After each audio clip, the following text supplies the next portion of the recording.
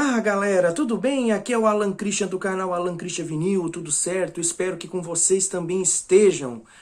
Já peço galera para vocês se inscreverem aqui no canal, curtir os vídeos, comentar, dar sugestões, convidar mais gente aqui para acompanhar o cenário que eu exponho aqui nesse canal, o Alan Christian Vinil. E convido também vocês assistirem outros canais que temos aí, né, como o Dr. Fonocaptor, do Hugo Koschenborger da Rosa, o canal do Marino Dias, o Vinil na Parede, do Sandro, Viajando no Vinil, do João Paulo Levandeira, que está voltando a fazer os vídeos aí. Enfim, galera, tem vários canais legais, então apoie a cena.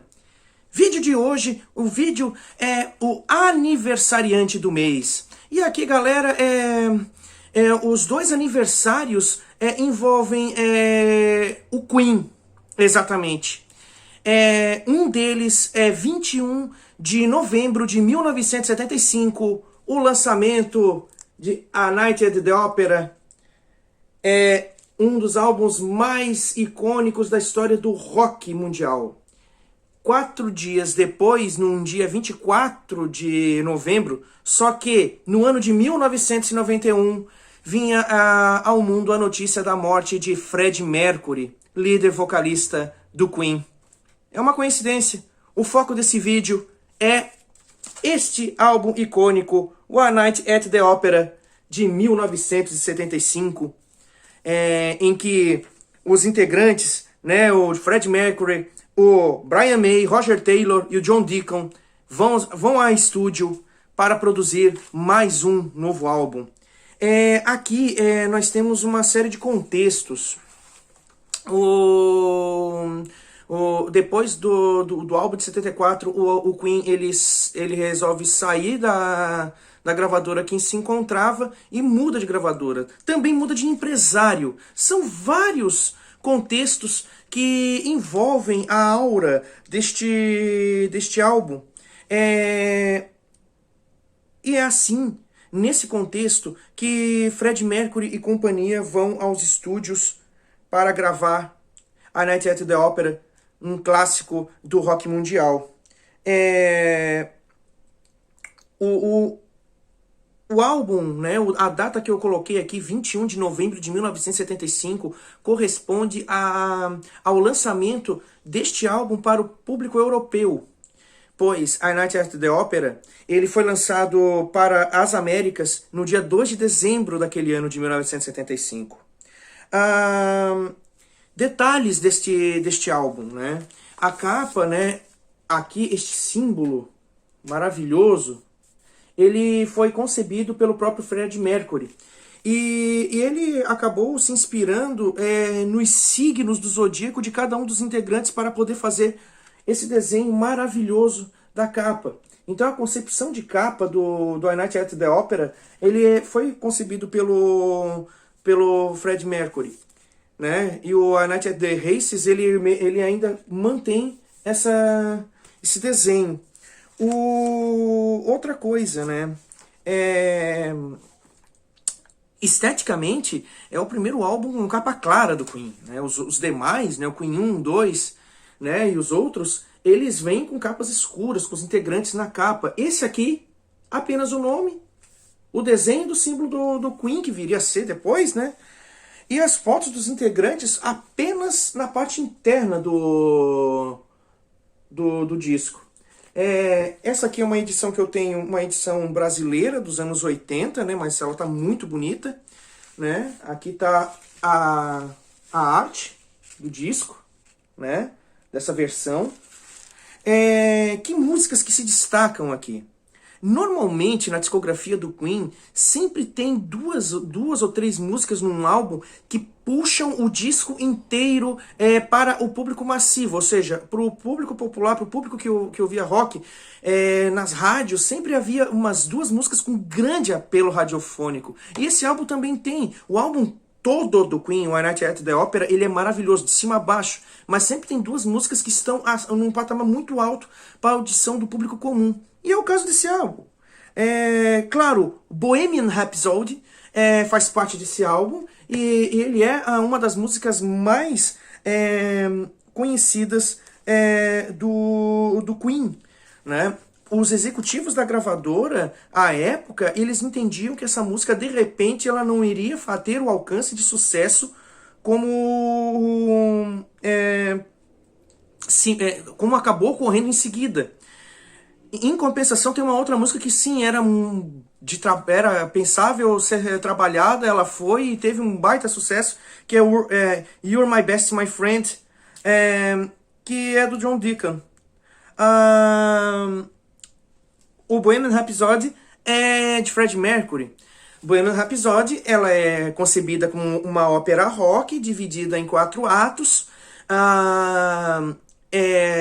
bem subdivididos, em que as partes finais, a terceira parte é a parte hard rock, a parte pesada da música. A outra canção que fez sucesso, que eu falei, que fez muito sucesso, que é You're My Best My Friend, ela já é mais uma balada rock, mas com toda a característica da concepção de guitarra do grupo Queen. Ou seja, você percebe claramente que é um álbum é um dos melhores, acho que, se eu não, para mim particularmente, é o álbum mais bem trabalhado do quarteto, né? Aqui você vê mais ainda a genialidade do Brian May nas guitarras. É um dos melhores guitarristas de todos os tempos, pela sua técnica, pela sua inteligência. É um cara que concebe a composição de guitarra de forma magistral, calhando com a voz perfeita do Freddie Mercury. E aí você tendo uma cozinha perfeita com o John Deacon e com o Roger Taylor, você tem aí a perfeição sonora que o Queen adquiriu ao longo da sua história, né? O álbum, ele teve uma vendagem extraordinária, é um dos álbuns com a maior vendagem da história da discografia do Queen, e conta com a seguinte tracklist: Death on Two Legs, Listen on a Sunday Afternoon, I'm in Love with My Car, You're My Best My Friend, 39, né? 39, Sweet Lady, Suicide Rendezvous, The Prophet Song, Love My Life, que eu esqueci, essa aqui também fez muito sucesso e é uma música icônica na carreira do Queen, Love My Life, Good Company, Bohemian Rhapsody e God Save the Queen. Aqui é uma leitura do hino Deus Salve a Rainha. Nossa, maravilhoso. Love My Life, ela se eternizou nos shows do Queen nos anos 80, no show do Live Aid de 1985 e também aqui no primeiro Rock in Rio também daquele ano. Então você tem aqui dois grandes puxadores de sucesso radiofônico da época, que era Bohemian Rhapsody e You're My Best Friend, e o Love My Life, que vem em seguida. O álbum, para vocês terem uma ideia, no mundo, ele chegou ali na lista dos mais vendidos da UK Charts, né, que é a lista dos mais vendidos do Reino Unido, isso já nas primeiras semanas de 75, né, e o álbum foi lançado em 21 de novembro de 75, e entrou também rapidamente na lista da Billboard 200, do ano de 76, já que o álbum foi lançado no final do ano de 75. Então, meio que instantaneamente, o álbum se vendeu, se autossugeriu. Muitas foram as regravações, as versões. Teve versão aqui em vinil, versão em 8-track, versão em CD, que eu tenho uma edição em CD, eu tenho a edição remasterizada, lançada no Brasil em 1993, né? Da Parlophone, tanto que aqui dentro tem as capas dos outros álbuns da discografia oficial do Queen, né? Tem toda a arte aqui, né? Fotos e tudo mais do CD, né? A versão em disco de vinil, a versão brasileira, ela tem esse tratamento também, tem aqui o seu encarte envelope, né? Aqui tá a minha, né? Com as fotos, então ela sai um pouquinho diferente do CD. No CD são as fotos nas páginas, aqui vem no encarte envelope, né? Aqui tá o Queen todo, né? Tocando. E o clipe de Bohemian Rhapsody é algo incrível. Mostra bem tudo que esses quatro aprenderam na faculdade, nos seus cursos, né? O Fred Mercury, ele tinha os pés fincados no desenho e na arte, né, na representação. Então, tudo que o Queen tocava o dedo virava uma junção das várias artes, seja o cinema, seja o teatro, a própria música.